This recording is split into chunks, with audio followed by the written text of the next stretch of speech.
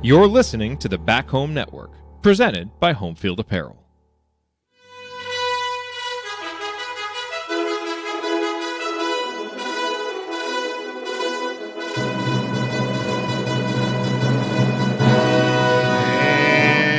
And welcome, Hoosier fans, to another exciting episode that wasn't changed from last time. We did win. Of the Assembly Call today as your Indiana Hoosiers defeat the Ohio State Buckeyes by a final score of 66-60, moving their record to 19-12, 10-10 in the Big Ten, securing the number 9 seed in next week's Big Ten tournament. In a game that was nail-biting right down to the very end, a very sluggish first half by both saw Indiana trail 29-25. Come out in the second half, and it was just a punch-by-punch blow. 36-32 at the first media timeout, and then all of a sudden at the 59 mark, it was a 10-point game, 46-36 in favor of Ohio State. Indiana makes a run, then gives up some points to get back down 8, then ties it up thanks to some very heady play by some seniors who are giving their speeches right now, and all of a sudden Indiana takes the lead and was able to stretch out the victory with some key free throw shooting and some key defensive stops. But it was a back and forth game today, one that puts Indiana in a little better position for the NCAA tournament, not safe by any means, and we can talk about that a lot later, but in a better position than if they had lost the game for sure. And a win on senior night, giving some seniors that have given a lot to the Indiana program a great memory, and Coach Woodson also in his last home game as our coach, a great memory to remember a comeback win today in Assembly Hall. I'm your host, Coach Brian Tonsoni. I'm here with Coach Moats and Ryan Phillips, and we're going to break it all down for you on this edition of the Assembly Call IU Postgame Show. And just real quick, we know the senior speeches are going on, and if you can find them or listen to them, we understand that. If not, we're here to talk the basketball, and we're going to start the way we start every show, and that is with our banner moment. Man, there were a couple down the stretch as I was taking notes of where we wanted to go with the banner moment. But the final decision came down to 1:24 left in the game, shot clock running down. Trey Galloway, quite a bit behind the three-point line, just pulled up and hit a three that gave Indiana enough breathing room to withstand any rush that Ohio State had planned to make. Galloway also had a great three-pointer at the 11:02 mark to cut into that 10-point lead that I mentioned, and he had a nice assist on an inbounds play. So he had, as we will surely talk about, a absolutely incredible game in his last game in Assembly Hall, leading the Hoosiers to the victory. But the banner moment was that pull-up deep three right in someone's face. I know for a fact it did not hit any rim. Our banner moment today, as always, is brought to you by our friends at Homefield Apparel. Now in their 8th season of sponsoring the Assembly Call and their 4th as the presenting sponsor for the Back Home Network, Homefield has the largest collection of vintage IU apparel that you will find anywhere. And since IU is their flagship school, more high-quality gear with unique IU logos from the past is always right around the corner, like the recent knit sweaters with the Script Indiana University logo on them, the Legacy boxes that just came out just look fantastic. But it's not just IU stuff. They have over 180 schools on their site, which now makes Homefield the perfect one-stop shop for yourself and any gifts that you ever need. So I guess Legacy boxes, they're really called the Hoop Society boxes. Check them out. They're just fantastic.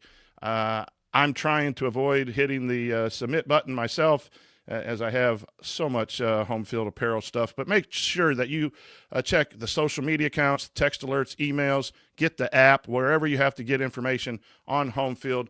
And their website is homefieldapparel.com, where you can use the promo code HOME23 to get 15% off your entire first order. Again, that promo code is HOME23 for 15% off. Once again, the website is homefieldapparel.com. Wear one for the team. Okay, now it's time to move the ball, find the open man, and get some opening thoughts from the rest of our team. Ryan, Indiana gets a huge victory on senior night. How are you feeling? Look, great win. I'm really happy that, for Mike Woodson, that he won his last home game. That's a great way to go out. But I'm going to talk about something different right now, and it's about the program as a whole. And I've been doing this lately, giving sort of broad, looks at the program as we're moving towards a new era. But here's the thing. The senior speeches, everybody talks about how important tradition is in Indiana and how important the seniors are, and we respect them and all of these things. Yet for some reason, every year when we do the senior speeches, we are scrounging around on the internet to find out where are they broadcasting them. Is it going to be, for years it was relegated to Facebook Live. It's like Indiana basketball has a pretty active Twitter account. You can't broadcast them live there. You can't put them on a YouTube channel somewhere so we can watch it. Like, what is this? And then this year they're only doing audio and they're going to publish them later. Like, I mean, we've supported these kids for years. This is their moment to say whatever they want to the fans, to say goodbye, to introduce their family. And you're not putting it anywhere. There wasn't even a link. I looked from like Indiana's Twitter account to be like, hey, after the game, stick around, follow this link to listen to the senior speeches. Nothing. And it's like, how are you respecting these players by not allowing them when they get to stand on the court with their families? They get to have their jersey, in that, in the frame, and they talk about their career and what's important. The coach talks at the end of the year. Like, this is an important thing. It's an important moment for the kids that stuck around and finished their career here.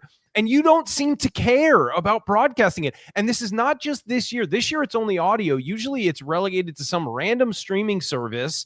And it's like, put them everywhere. This should be a priority to broadcast this everywhere to everyone and let these kids have their moment in the sun. It's freaking ridiculous. I don't want to swear because I don't want to get a strike against us on YouTube, but it is ridiculous that these are not put out and very easily, and having them very accessible to fans. It's wrong, and they need to change it, and it needs to stop when there's a new coach in here. And this is going back years too. Put it everywhere and let people watch. It's absurd.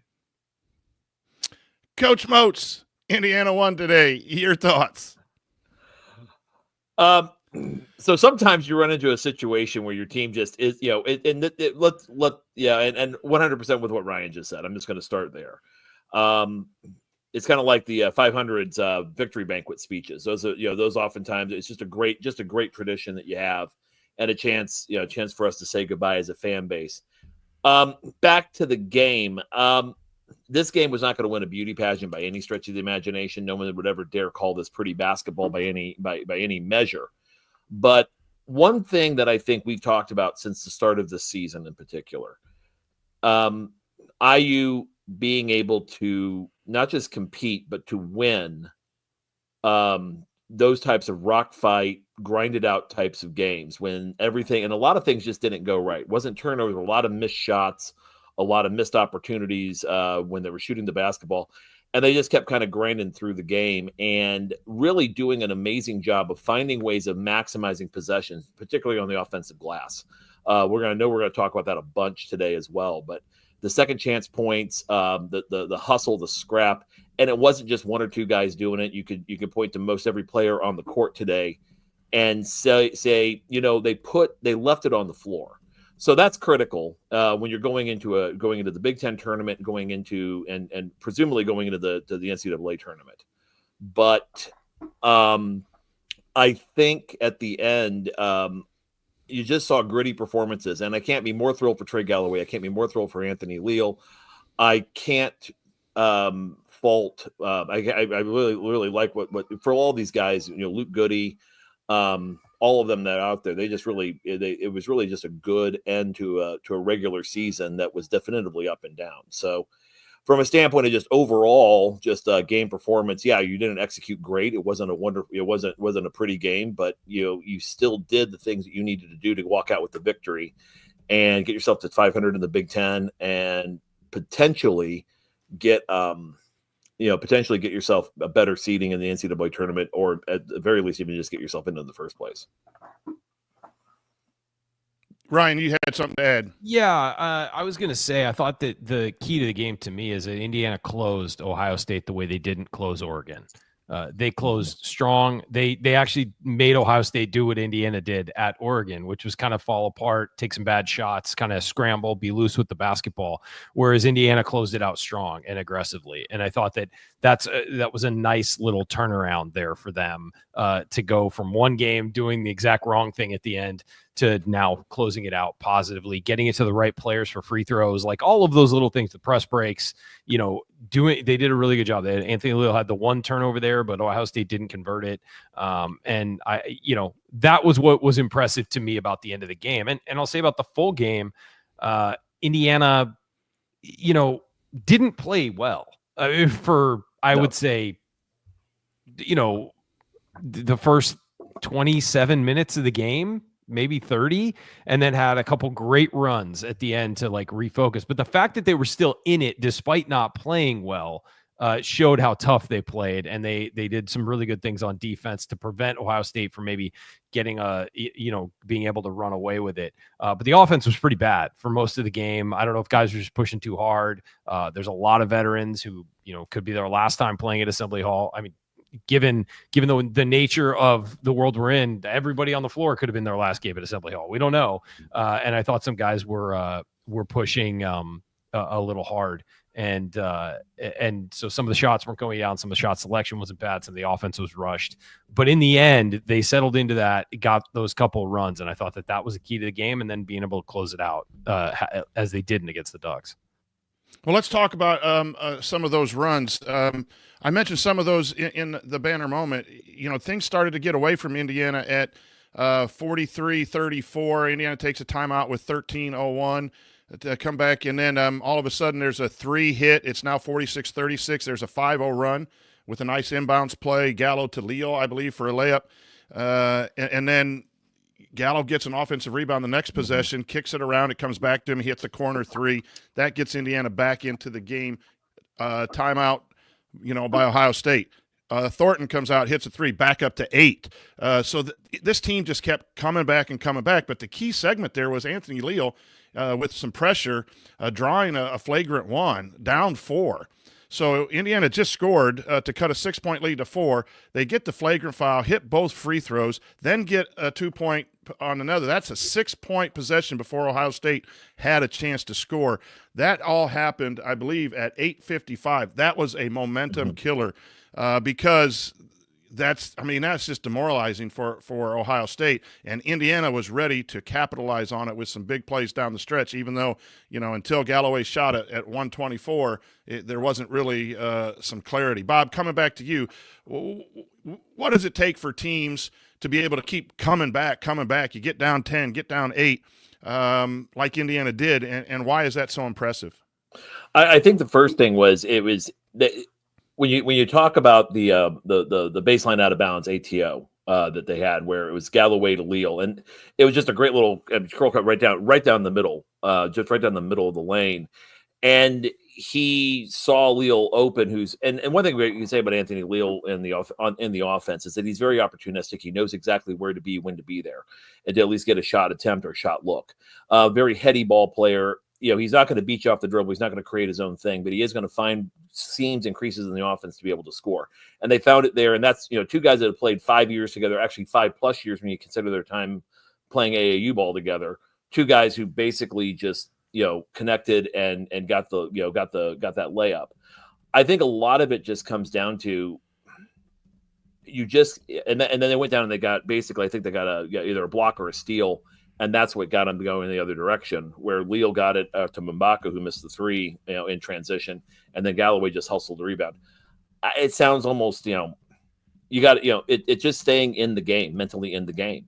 And if you can stay in the game today, or whether it's your last game or Assembly Hall or your first game, if you can just keep mentally tough and just keep playing through misfortune, things, bad bounces, your opportunities are going to present themselves.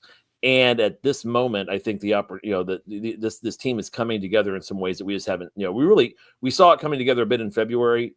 Ryan hit the nail on the head. It really didn't happen against Oregon to that direction, but they just played smart basketball coming down the stretch, and they just played through the adversity that you've seen time and time again. There's some schematic things we can talk about a little later that I think that they made some really good adjustments on throughout the game. But a lot of it just comes down to you have 5 guys hustling, getting on the floor and doing the right thing. There's another play, very similar thing. Ibaka was blocked out on an offensive shot, and we call it as coaches the perfect blockout. And I believe it was early in the second half, and no, it was the first half.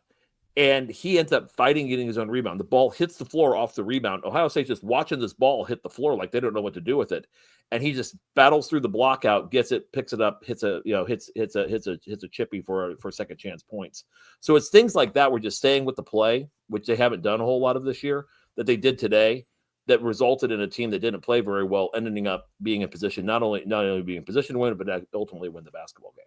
I know these are all things we could talk for in meaningful moments, but it was a series of plays when Indiana was down.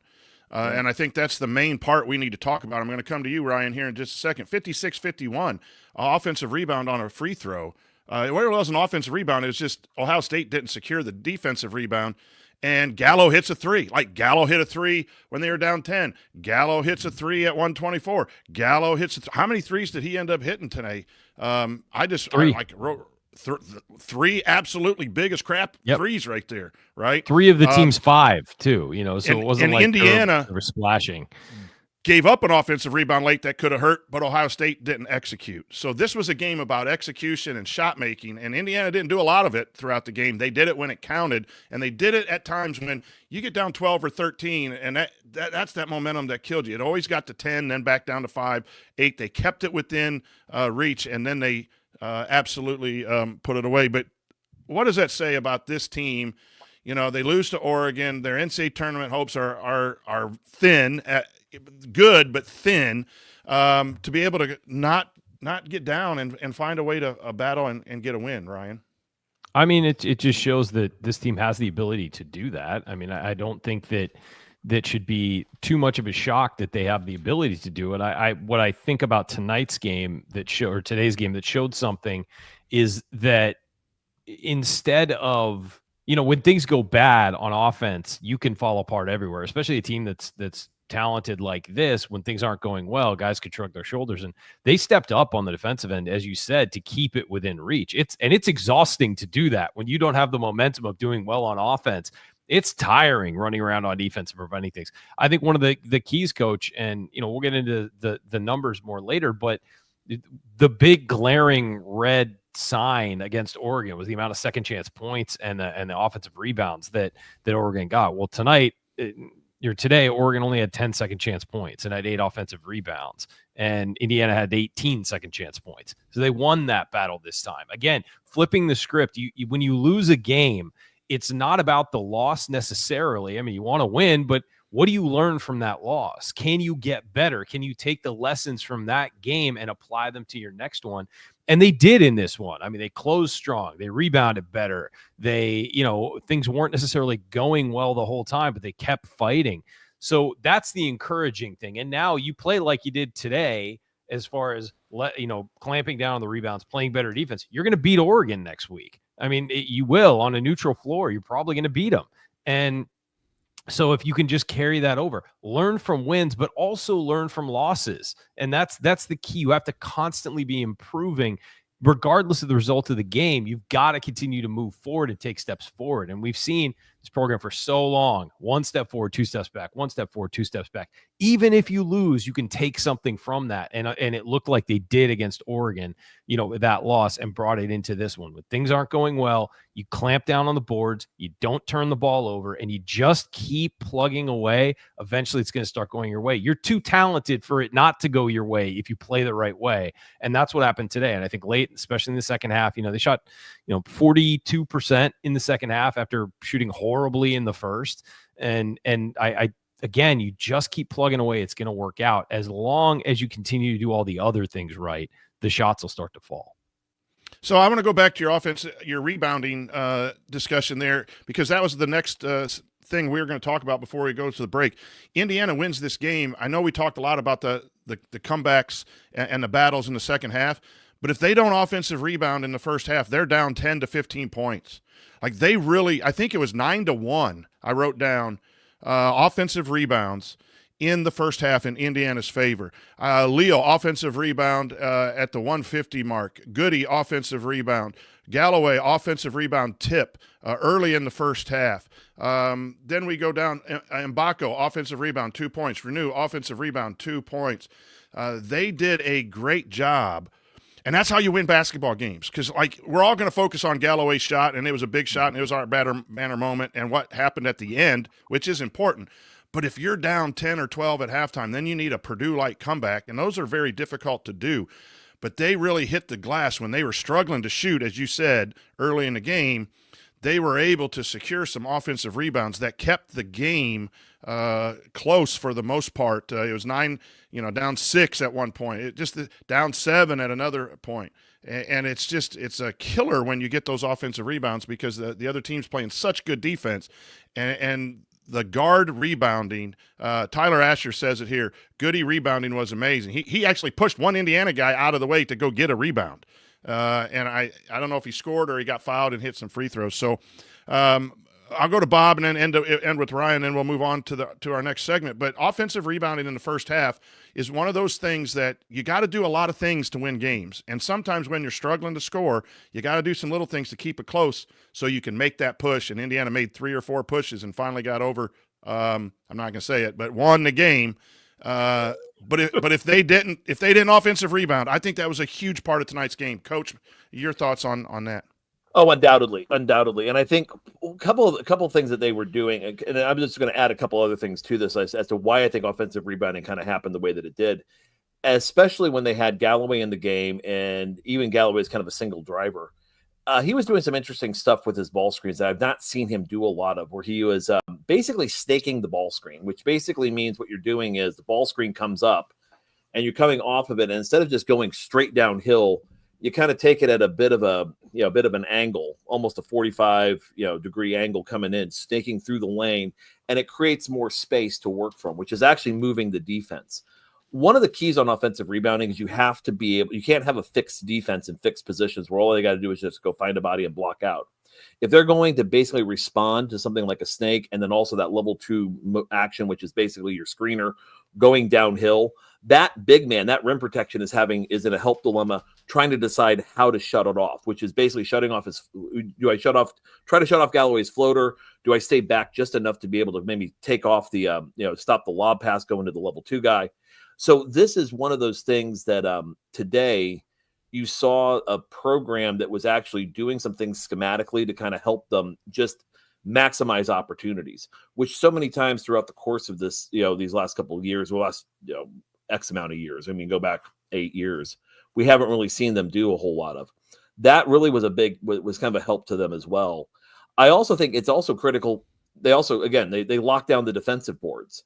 And part of it was they really forced, Thornton and Mobley today were they really just weren't factors the way that they needed to be for Ohio State to win this game, the way to have the game the way that Ohio State wanted it to be. And a lot of that was because they were forcing them into bad shots, settled shots. And at the end of the day, they were able to just clean up the rebounds, get them down to one and done possessions. And IU, when you get multiple chances at the basket, when you have an off shooting day like they did, it helps. It helps you basically keep in the game and be able to win it. A lot of good today. Yeah, there was a lot of good in, Indiana needed this win to keep their postseason dreams alive. But coming up, as we continue our breakdown of Indiana's victory on senior night over the Ohio State Buckeyes, we'll point out some meaningful moments you might have missed and then go inside the numbers to highlight the most important statistical notes from the game. You're listening to the Assembly Call. Stick with us.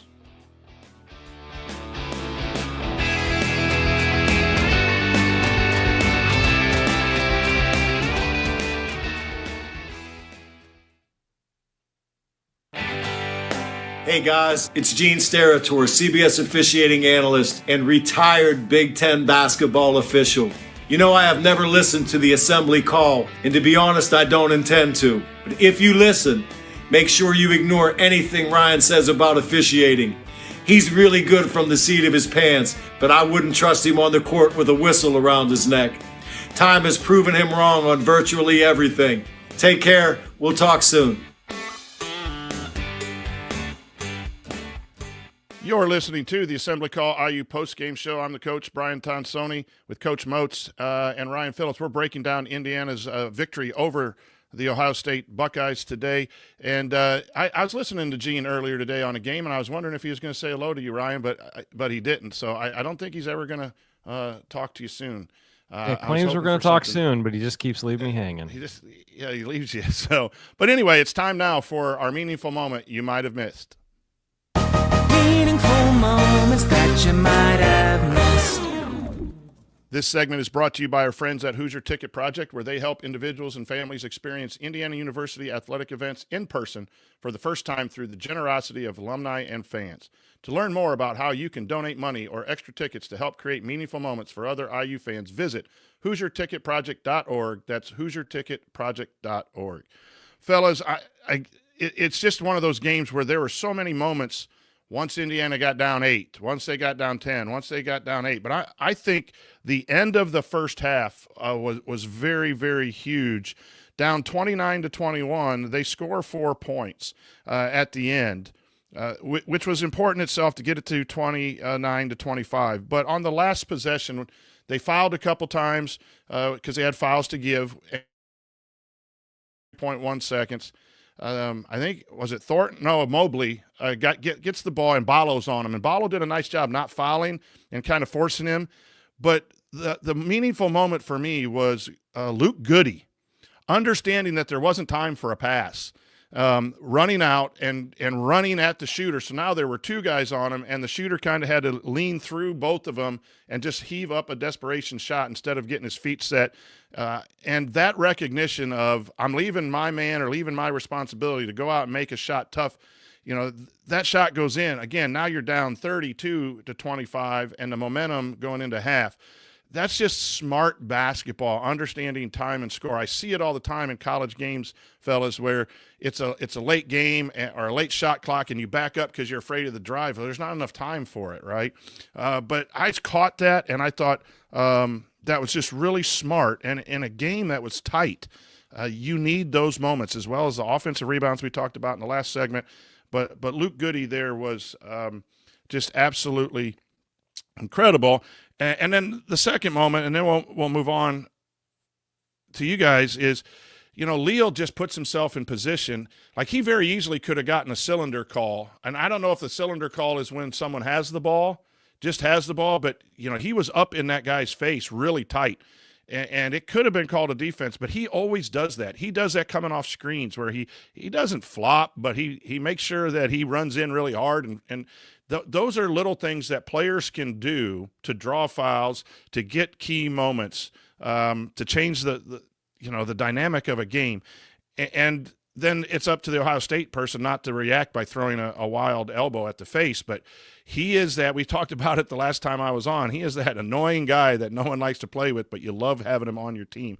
But those were my 2 meaningful moments. Ryan, anything stand out for you?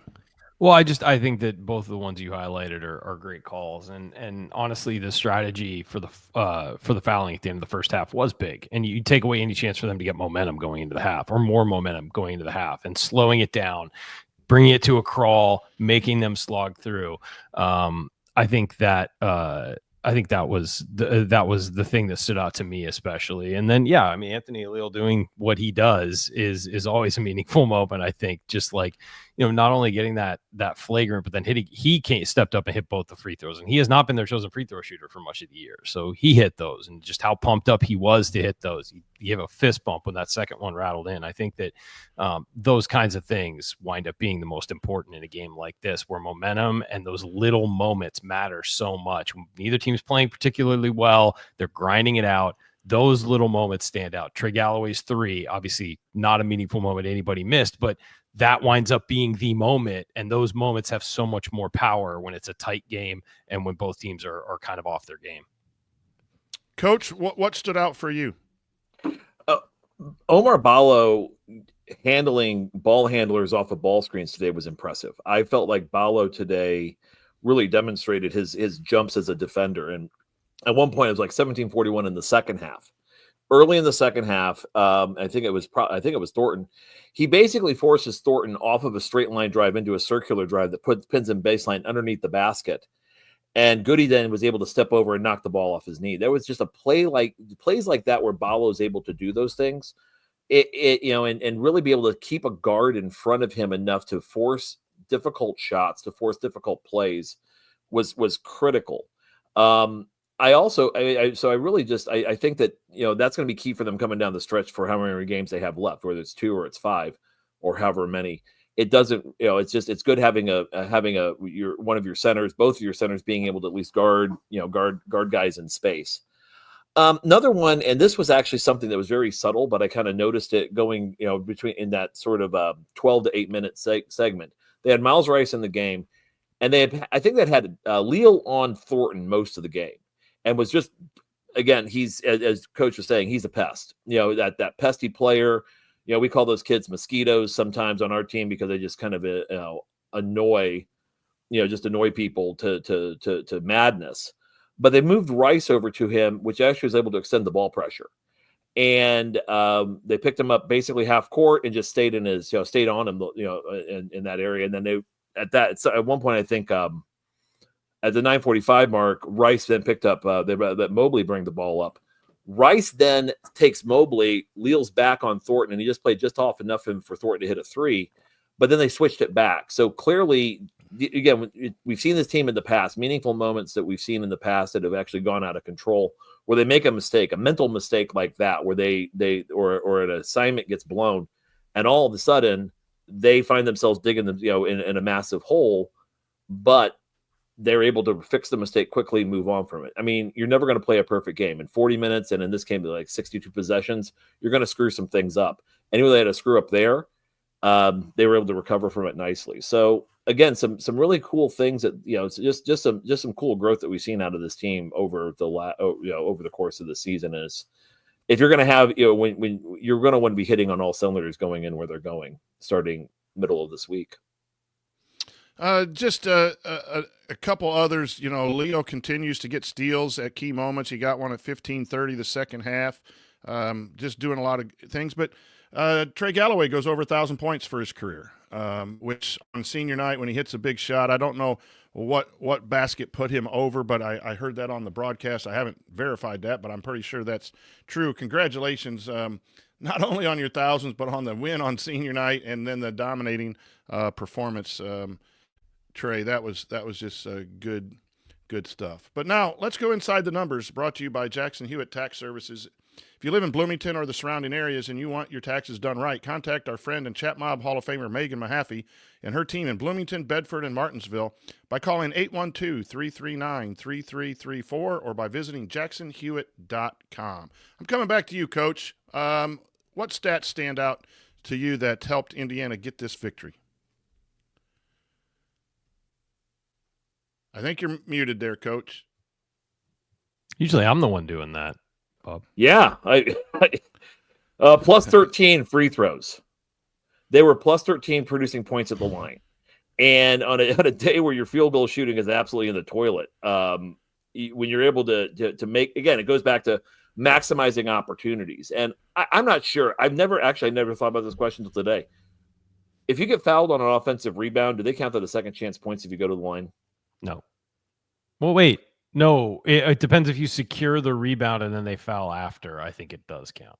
Okay, so then that would actually on the actual action of the rebound. I don't think so. I think you have to secure that. Actually, physically. Okay, to secure it and then go up for a shot. So that's fair. That would actually make it a second chance point versus So but the point is, I think they again when you're having and again on a day where they were, I believe it was the layup. They did not have great layups either. It was a rough day for, what was it? They missed like 5 of their first 7 or something. Yeah, like that. I mean they were in there. They were tight. Challenged. They were tight. I think they were tight. I think on their shots. I think they were pressing. Yeah. And again, when you have that, it's one of those things where if you get if you can find and make up points someplace else on the court, and they found ways to generate enough offense to win the game. The other thing was this thing was a very slow.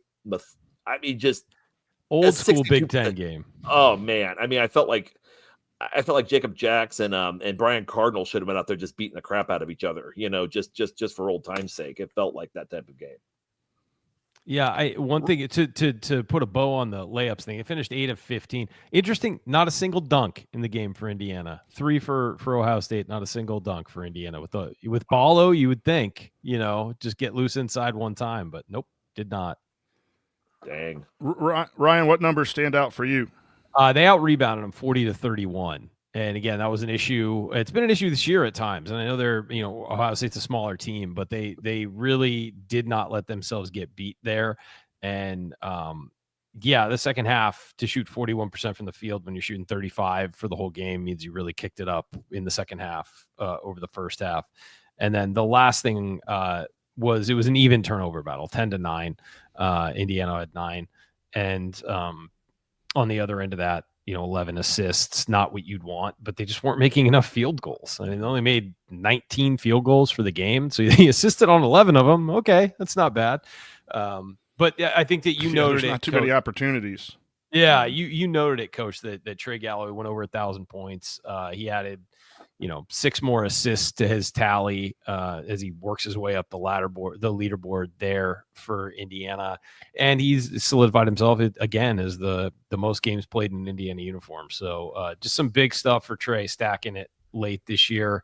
To get all of that out of a 3-star recruit is pretty great, and he's really had an excellent career when all is taken in.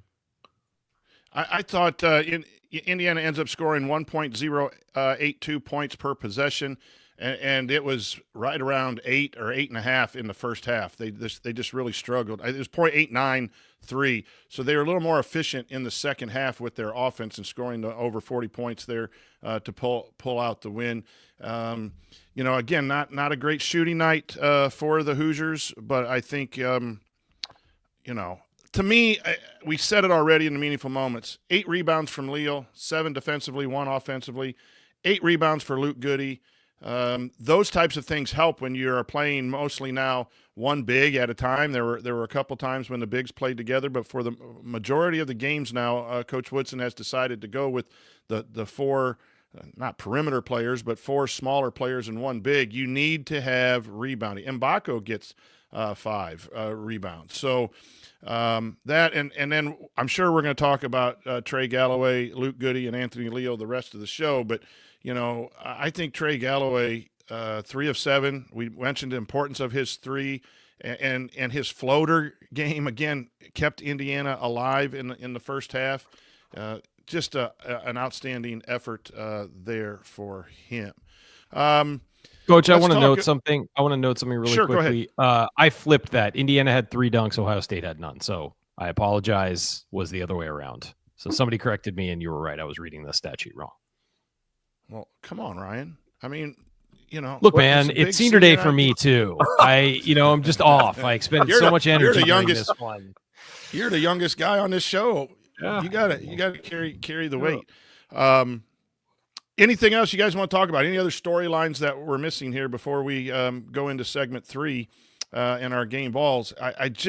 It's one of those efforts that okay, go ahead. At 122 in the first half, I believe IU fans got their free fries, and they had another opportunity to get them again. So my question is, do they get the medium now instead of the small because OSU missed 2 shot free throws? They were 0 for 2 twice. They need to up the size of the fries. That's or give them an onion ring option. I'm okay with that too if they go that route. Yeah. The thing, and maybe this is more of a last call thing too, but I just think it was really nice to see a team grind out a win when not everything was going well. That's kind of what we have come to know Indiana basketball when it's at its best.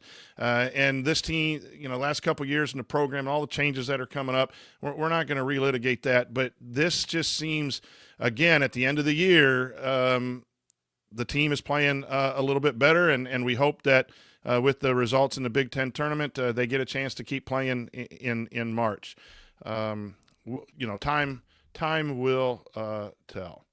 But coming up here on the Assembly Call, we hand out our game balls and our Hoosier Hustle Award, discuss a lingering question or two, and look ahead to Indiana's upcoming opponent. That's all next here on the Assembly Call, so stick with us.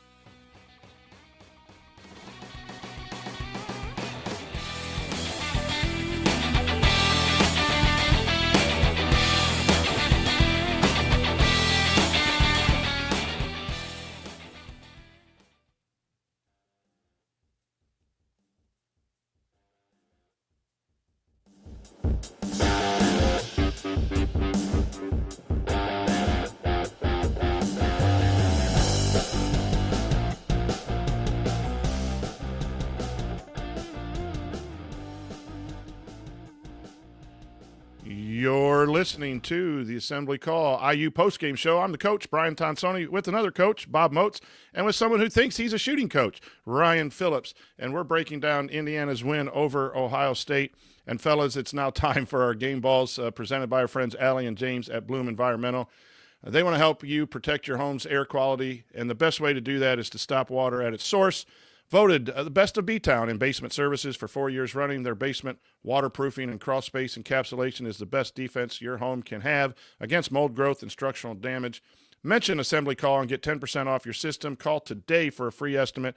Or if you want to update on Indiana football, Coach Kurt Signetti in spring practice or her thoughts on senior night, call Allie. She'll talk to you for at least an hour or so. But learn more at bloomenviro.com. Okay, fellas, it's time for the game balls. Coach Moats, you get the first shot at it. Who was the recipient of the game ball for you this evening? Unequivocally, Trey Galloway. Period. End of conversation for me. Ryan. Bob, never a man of few words, said it right there in just a couple. 16 points, 6 assists, 2 rebounds for Trey in 34 minutes. He hit that huge three at the end that really, I think, was the play of the game for Indiana. Just stepped into it late shot clock, nailed it, shot it with confidence too, and had a couple other big threes throughout the game, as Coach pointed out earlier. So he's mine easily, and it's fitting that it goes to a senior on senior day. Yeah, I'm going to make it 3 for 3 with Trey Galloway. I just thought, early on, his assist to Ballo, like I said, his floaters, then those 3 big threes that he hit at times. He had, some other assists. I thought he did some good things defensively. And, again, just stepping up late, and it's good to see. He has done a great job of leading this team, and he's put up with some criticism this year, whether that's fair or not. We'll leave that to everyone else. But for a guy to go out on his last game on his home floor and have a night like that, I thought he was really, really, really outstanding. I think you could have gone Malik Renew, 16 points off the bench, 6 of 6 from the free throw line. Did I say the beach? I said no. I said it with you off the bench at the same time. Oh, okay. I thought, man, did I say something? It's been a long day for me. Luke Goody had a great game too. 8 of 10 from the free throw line. Not a great shooting night, but again, the stats there. I don't think necessarily game ball stats, but again, some good contributions there that we could have gone with. But Trey Galloway is the recipient of that. That will be his 4th on the year now. So congratulations, Trey. And now it's time for the Hoosier Hustle Award, sponsored by our friends at Evansville Security Services. The Hoosier Real Hustle Award.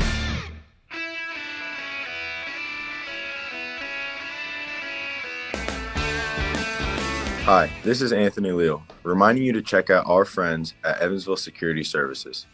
Based in the hometown of IU legend Calvert Chaney, Evansville Security Services has been providing off-duty police officers to businesses and individuals since 2001. In other words, they're in the business of prevention and peace of mind. And remember, prevention cannot be measured.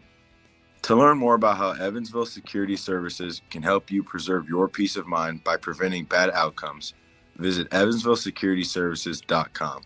That's evansvillesecurityservices.com.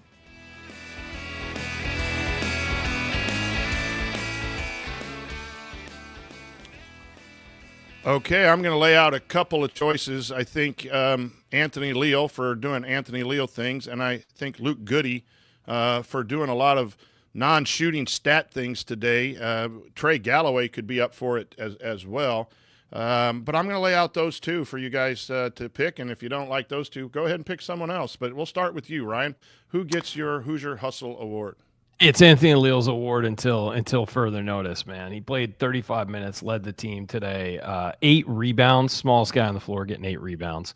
He had a block, a steal, drew the flagrant.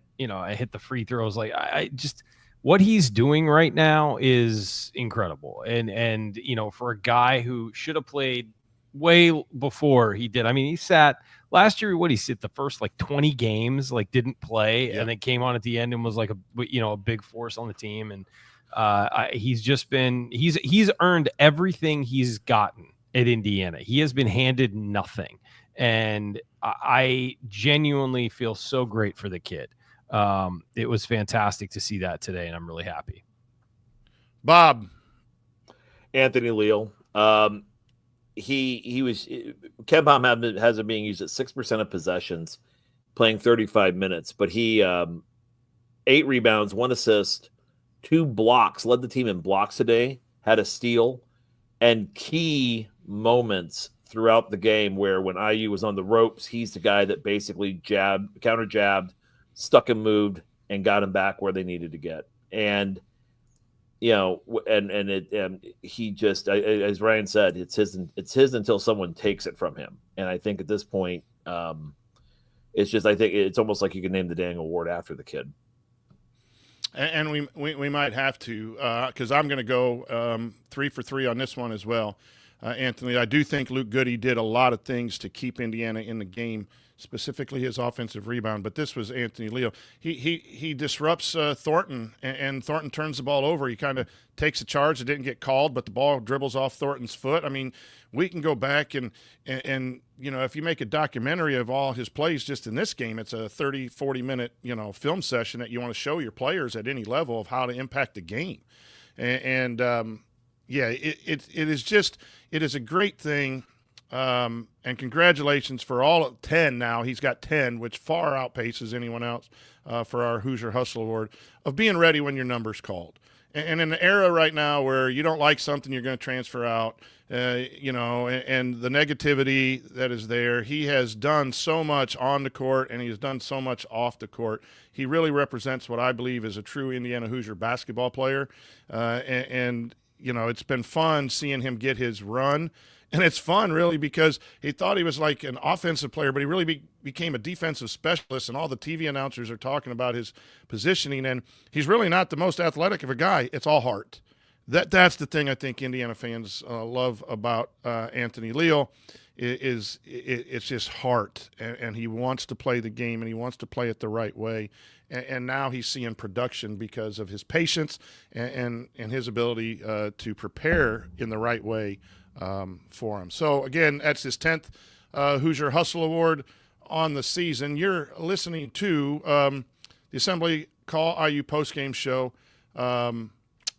It's now time to talk Big Ten tournament. Indiana is now locked into the 9 seed, which they will play noon on Thursday against the Oregon Ducks, a rematch of just the last game in a really important game. And I'll talk a little bit of bracketology after I get your guys' thoughts, but Indiana is not a lock. There are no locks when you're talking bottom 8, 9, 10, 11 seeds, to be honest with you. There are teams that are in better position than in Indiana. There are teams that are in worse position than Indiana. Indiana's probably short of winning at Oregon in their best position. But thoughts on the Oregon Duck rematch? What happens, Ryan, when you have that quick turnaround on a neutral floor? Oregon's from the West Coast playing a noon time, which is 9 o'clock their time. I don't know when they'll get to Indianapolis and get acclimated to that.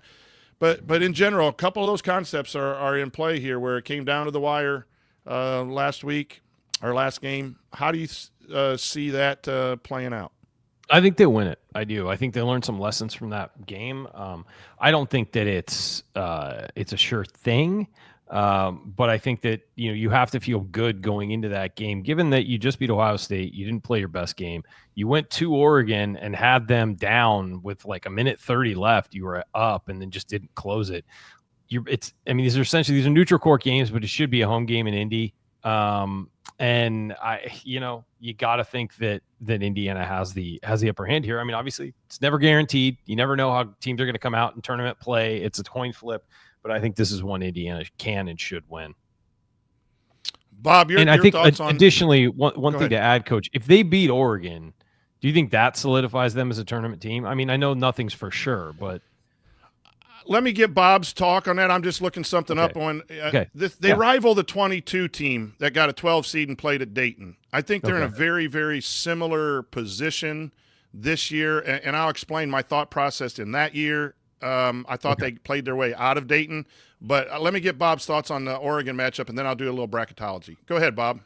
I think IU and that game was a lot closer for Indiana than the scoreboard, if I recall, than the scoreboard indicated at the end. Missed a couple shots, fouled.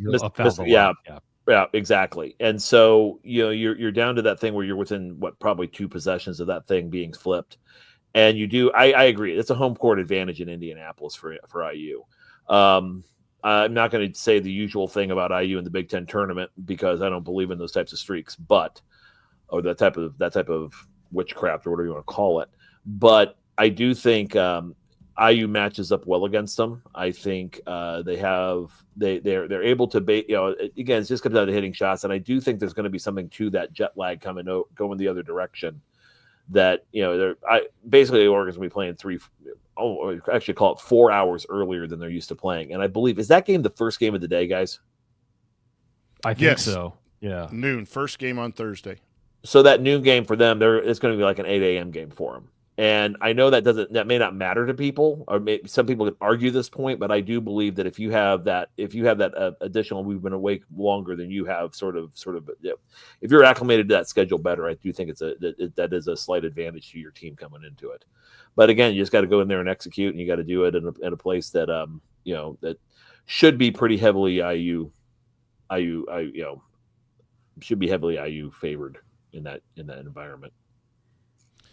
So let's talk about the importance of that game. I think Indiana needs that to be in from a bracketology standpoint. Beating Ohio State, who is now probably out, you had to beat them to put them out. 2 of your wins are against team that is just now eliminated from the tournament. You have 2 wins. You have a win at Michigan State and you have a win at home against Purdue. That really is what is helping Indiana. The other resume is no losses outside of quad 1. You've only lost to some good teams, but good teams quad wise, but you got blown out by Iowa, who's not making the tournament, might not make the Big Ten tournament. You got beat by Northwestern, who's not going to make the tournament. The committee looks at those things more in depth than just the numbers. If you look at the quad 1 and quad 2 numbers, Indiana's in, and they're probably maybe at Dayton, maybe 11 seed outside of Dayton just by the quad numbers.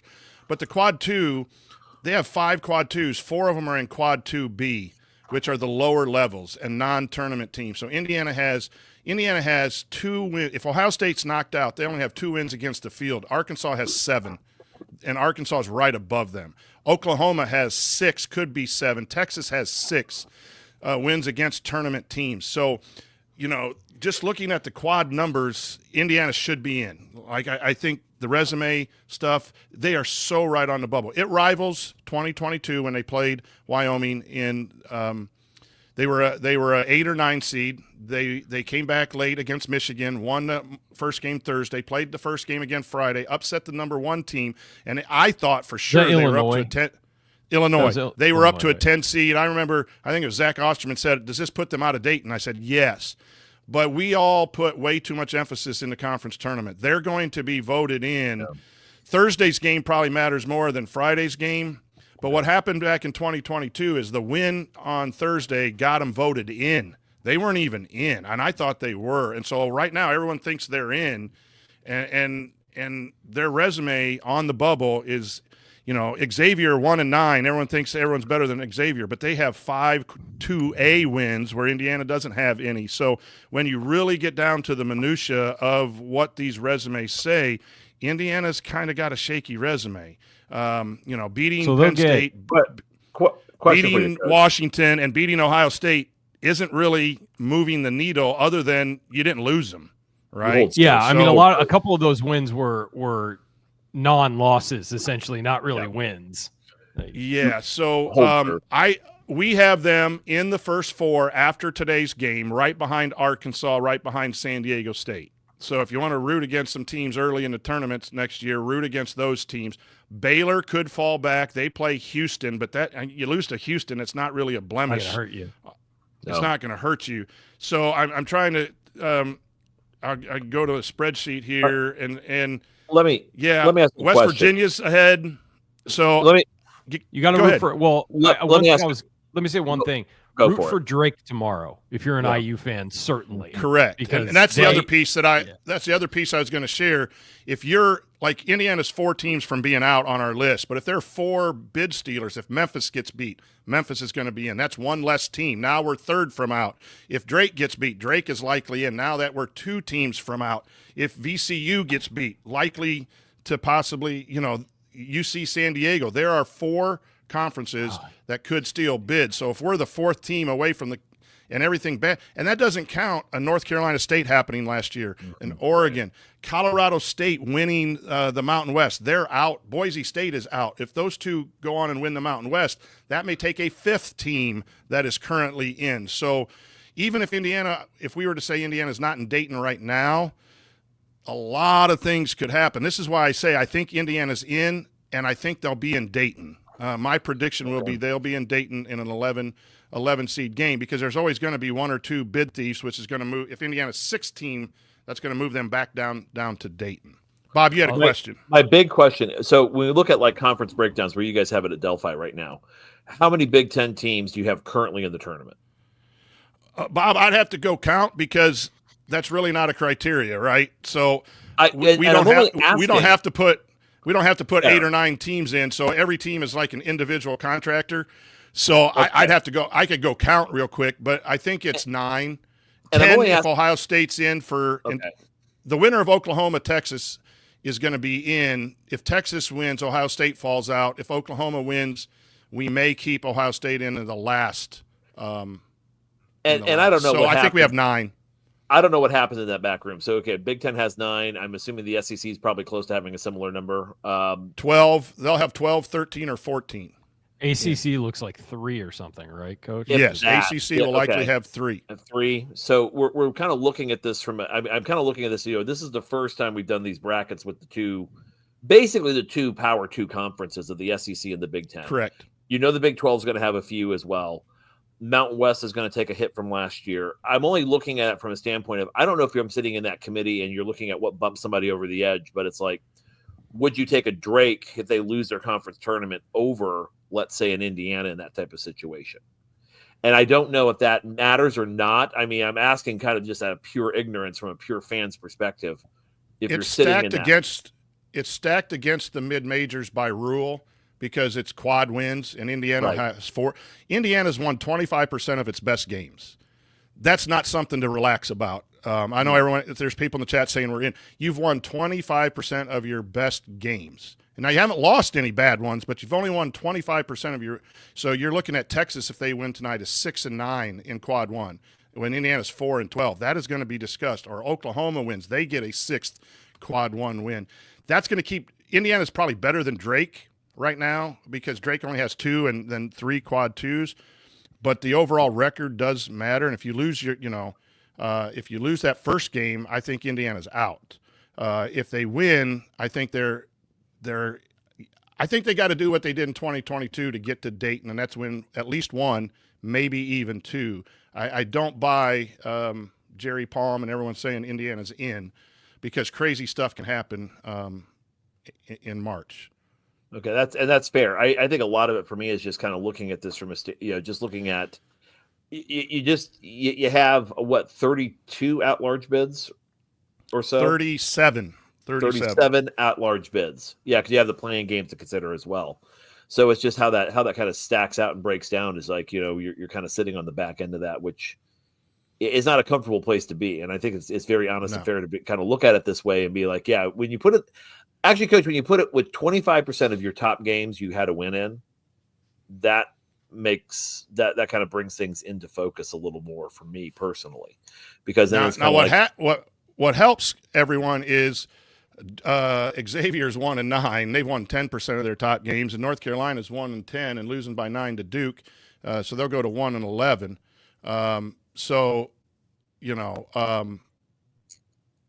Those are a couple teams on the bubble, right? So I would say root against Texas tonight. It would scare me if I think the loser of Oklahoma, Texas is out, and I think Indiana's still in, but I think they're in danger. I'm more worried about the bid thieves than I am about anyone passing Indiana at this time. So that's probably the biggest linking question.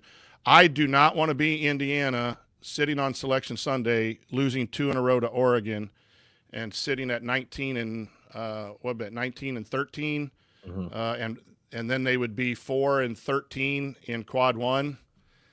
Yeah, doesn't look good. That's going to be. I think they could get in, but it's not because they beat Ohio State in. They're in. And that's what we've done at bracketology for the last 11 years. I wish I had better news for everyone. I think you'll see us play in the NCAA tournament. That would be my prediction as a fan and everything. But that's not. But you're listening to the Assembly Call IU postgame show. And remember to check out our friends at Home Field Apparel. Use the promo code HOME23 at checkout to get 15% off your first order. Okay, guys, it's time for last call, and we'll start with you, Coach Moats. Always good to get a win on Senior Day. Always good to have to see your seniors off with a win, especially one that was, again, even if it's a hold serve win, it's still a win. And I think at this point, we're 8 days away from Selection Sunday, and it's going to be a wild ride between now and then. It's like, I think, I talked to some of my friends about this, and this is the most wonderful time of the year. Like, if you're a basketball junkie, this is Christmas, the 4th of July, your birthday, and Arbor Day all rolled into one big happy holiday where you have at least 2 weeks where you're just where you actually consider taking vacation time, just sit at home and watch games. Some people elect surgery during this time, a certain elective surgery that some people take every once in a while. This is the most popular time. Two friends do that. Yeah.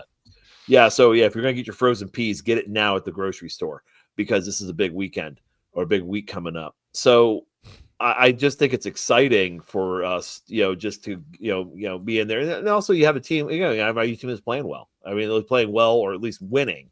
I'll say winning and showing that they can grit out victories and maybe hit on all cylinders and maybe make a little bit of a run to make things interesting. I think, just a comment real quick, they found a little bit of consistency. And again, they've won 5 of 7. And again, that's what we wanted, right? Mm-hmm. Ryan, your last call. Yeah, I think, we've discussed Mike Woodson's tenure on here a lot, but I'm thrilled for him that he won his last game, at coaching at home at Assembly Hall. I mean, not even Assembly Hall, but it's probably his last home game as a head coach ever. And so you could see the staff really embraced him afterwards and were really excited. I know the team probably really wanted to give him that. We're, fully moving on to a new era, but there's still games to play. And Indiana has a chance to do some things. Plenty of teams have come from barely in the bracket to making a run, and few of them were as talented as IU is.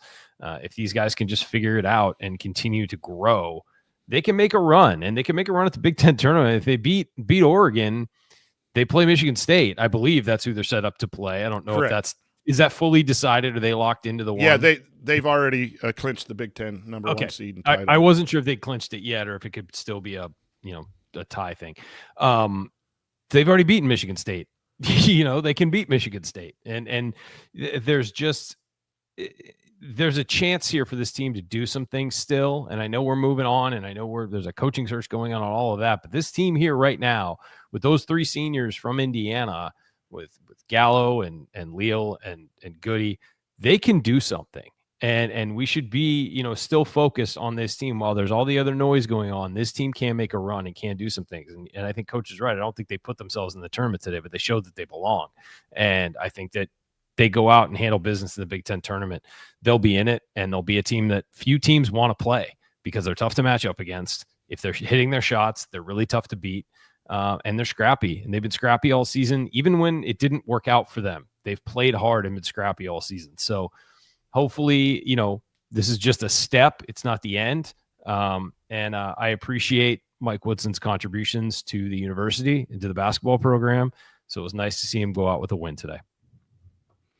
And I'll be real quick. Congratulations to the guys for battling back and making the end of the year more enjoyable and getting some wins to be in the position to go to the NCAA tournament.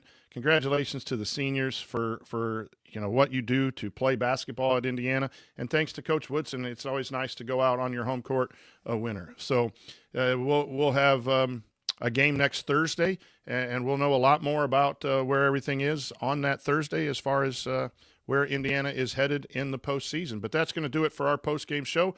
If you want to see us do the show live and be part of the live chat, make sure that you subscribe to our YouTube channel, youtube.com/assemblycall. And don't forget to go to substack.assemblycall.com to join our free email newsletter. Special thanks to Bob Thompson for the music you hear on the show. Thanks to Eddie for producing behind the scenes. Special thanks to John Ringer of rigdesign.com for designing our logo. And thank you for listening. We'll be back again to talk IU hoops Thursday after the Big Ten tournament. Until then. Take it from me, Robert Johnson. Keep your elbows in and your eyes on the rim. And go Hoosiers. Thank you. Thanks for coming out. That's it. We're done. No more questions. Here I come. This is Sony. I think they've gotten enough show. Absolutely. Fred asked a question about the conference tournaments. Things are pretty much set by, the time they get started on Wednesday and Thursday. So Indiana's in a pretty good spot. They will start voting on, I believe, Tuesday and Wednesday and putting teams in. But when you're in Indiana spot, you're going to be in the last group of teams that are voted in. And so the Thursday night game, a loss could matter. But it's always teams got to play their way out more than play their way in. If you remember, Texas A&M a few years ago won 3 games in the tournament to get to the SEC championship, and a lot of us put Texas A&M in, and they didn't get in. And then last year they said New Mexico wouldn't have gotten in if they hadn't won the conference tournament, and they won several games in the conference tournament. So what you see is maybe a seed line bump. Illinois went up with their conference championship, a seed line last year. You'll see some teams that do that win out, might make a jump, but the bid thieves are the big thing, especially in the bigger conferences. That happens, Saturday, Sunday when North Carolina State won last year. That surprised everybody. That reduced the team. So you want to be voted in, and you want to be voted in 5-6 teams over the cut line to be safe. And Indiana is very close to that. That's why I can't say a lock yet, but we're better because we're closer to that 4 or 5 spot than we are that last team sitting there hoping that Drake and VCU and those favored teams get in, and nothing crazy happened. So anyway, that was a great question by Fred. I hope kind of cleared that up. Fellas, enjoy the weekend. It's a crazy week for me next week with I'm going to be at the Horizon League semifinals on Monday night. I'm speaking to an elementary group on Monday. I don't know how that'll go about bracketology. And then we're covering we'll be at the Big Ten tournament. So if anyone's there, please try to see us and say hello. But we'll be covering the Big Ten tournament starting Thursday. I won't make it down on Wednesday, but Thursday through Saturday. And then we have a lot of bracket meetings Tuesday night and Sunday up here at Delphi. So very busy for us. Enjoy this time. It is Christmas in March. Coach, did I hear you say you're going to be speaking to elementary students? I am, Monday night. The student council at our elementary. Are we getting video on this? We need video. We didn't get senior speeches. Can we get some video of the Tonsoni? Shine the turd up a little bit. Let's go. Why you got a problem with that, Eddie? I mean, you've been known to say a few things. No, I'm a good behavior when I teach. They let me around. Hey, they let me coach elementary school kids. I mean, I'm telling you, he can't be any crazier than me. So you're telling, I don't. 20 plus years, man. I have no idea, how I haven't been taken out back and shot. I'm really recruiting, to get bracketology members. Those are fifth and sixth grade. Yeah, 5th and 6th graders. They're in. Yeah. Oh yeah. They're resilient. You'll be fine. Yeah. All right, guys. All right. Keep us updated. I got to get to work on those brackets. Get working on the brackets. Later, everybody. Thanks for listening. Thank you. Go Hoosiers.